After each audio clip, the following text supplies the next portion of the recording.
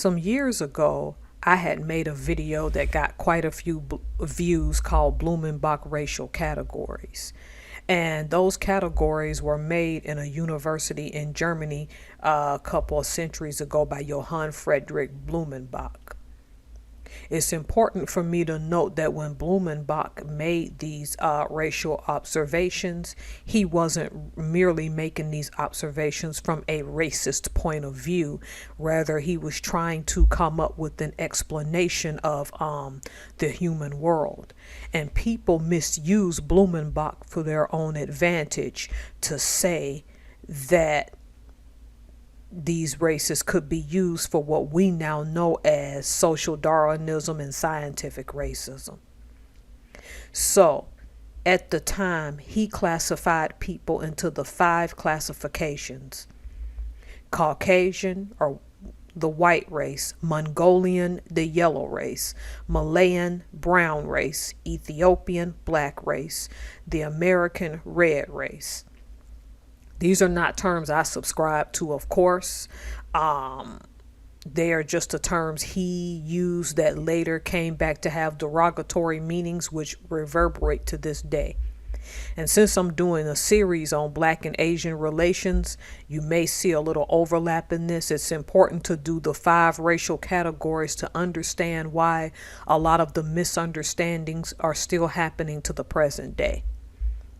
So I just wanted to give you all that synopsis so that we don't have any confusion or any hiccups. So I'm going to get right into it. We'll first start with Caucasian, or what's called the white race. And Blumenbach consisted these peoples of Europeans, Middle Easterners, and South Asians. Caucasians, you have to be careful, are actually the people of the Caucasus Mountain, mostly today consistent of Russian people that are of Indo-European, Semitic, and Turkic origins.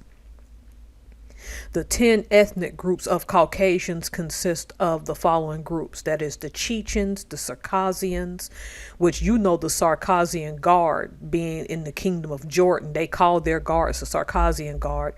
Avars, Dargans, Ossetians, Ingus, Kumyks, Legans, Karakas, and Laks. It's likely that Blumenbach labeled all white people as Caucasian, coming from the Caucasus Mountains, because he may have been theorizing that that's where the white race came from and merely spread up to Europe. That's just my theory. I cannot prove that. However, there are still people who call themselves Caucasians, and some of the photos you see is an example of some of the tribal things that they wear. In my references, it breaks down the 10 different groups of Caucasians that mostly live in Russia, some in Azerbaijan, I believe, today. Please go look that up in the references. The second race, the Mongolian, or the yellow race, consist of people who now live in China, Japan, Mongolia, both North and South Korea, and Taiwan. They were also called Mongoloid for a time, which is a derogatory term that also encompasses the term Oriental, because today we know Oriental as items and not as people. Out of what was labeled the yellow race was known as the Mongolian idiocy. It's important to know this because this was a term for people with a mental deficiency called the Mongolian idiot. Today, what we classify as Down syndrome.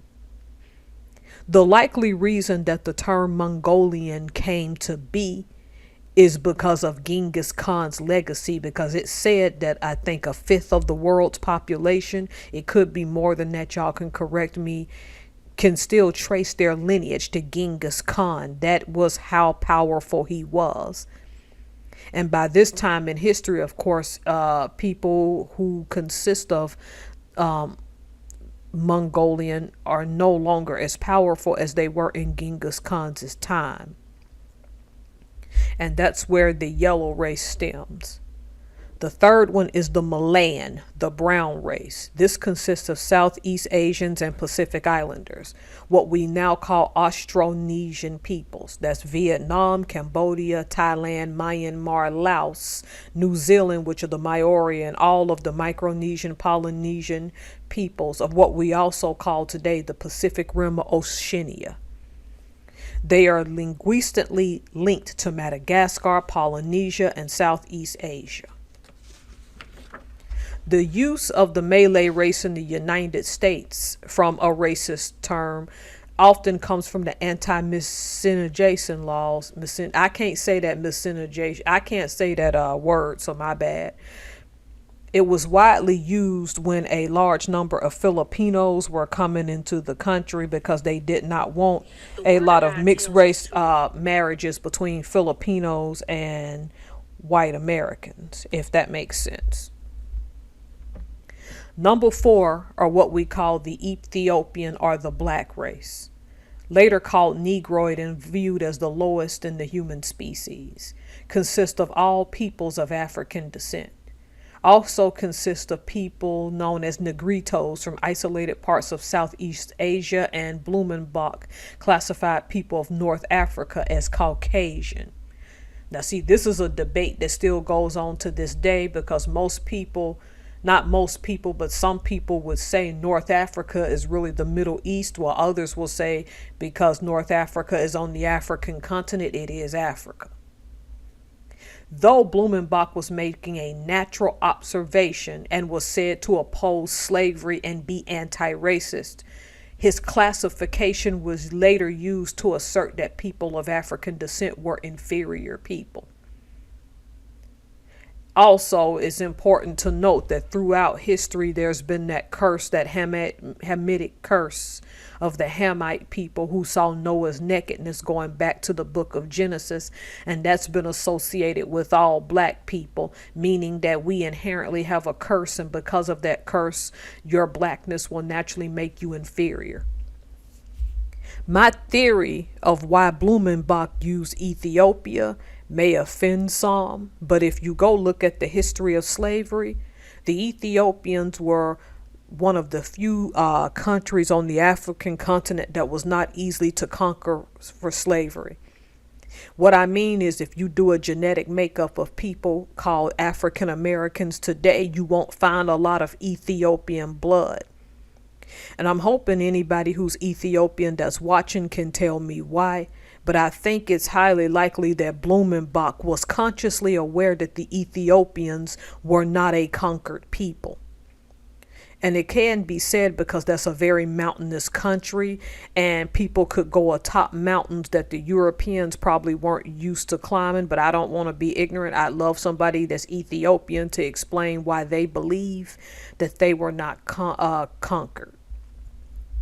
The last group are called American, according to Blumenbach. This is the red race, or what we call red-skinned people. We can classify this mostly as what we call the indigenous people of the Americas. But for the most part, Blumenbach could have only been speaking of people that we now classify also as American Indian or Native American and the bands of Canada. Not to say that he excluded the people from the Mexican border on down, but I also believe he was referring to those people. There's some debate as to whether Native Americans may have used the term red prior to the arrival of European settlers. Books in the early 19th century began using the term redskin as a derogatory term for the most part to refer to the indigenous people of the Americas.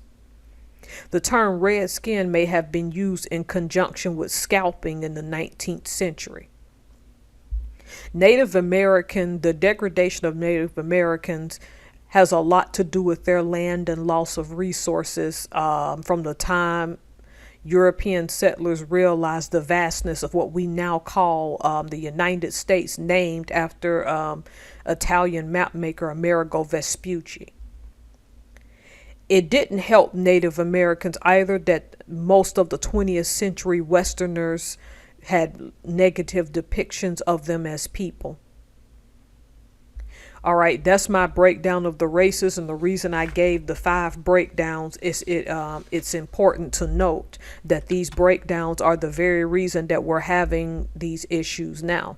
I did not tell you everything because I wanted this to be a quick breakdown. I want you to go study. When you notice places like Madagascar and Micronesia, you start to see a huge amount of overlap between the what's called African and Asian peoples today. And that, to start this series with this, is the reason that I started with the racial categories, because it's going to be pretty hard to avoid that overlap because it plays into the historical context as to why what's happening is happening. But based on my research, I don't think that Blumenbach was a racist person himself. I believe that people who came after him, who needed to rationalize this sense of inferiority, are the reasons that we have the issues that we have. And when people say get over it and get over the past, well, it's pretty hard when people are still overreaching for things and believing things they see in the media. All right, continue to watch the series. Leave your comments. Please go search the racial categories. I think it's worth noting these things and having honest debates, whether I agree or disagree with you. Thank you all for watching. Have a good one.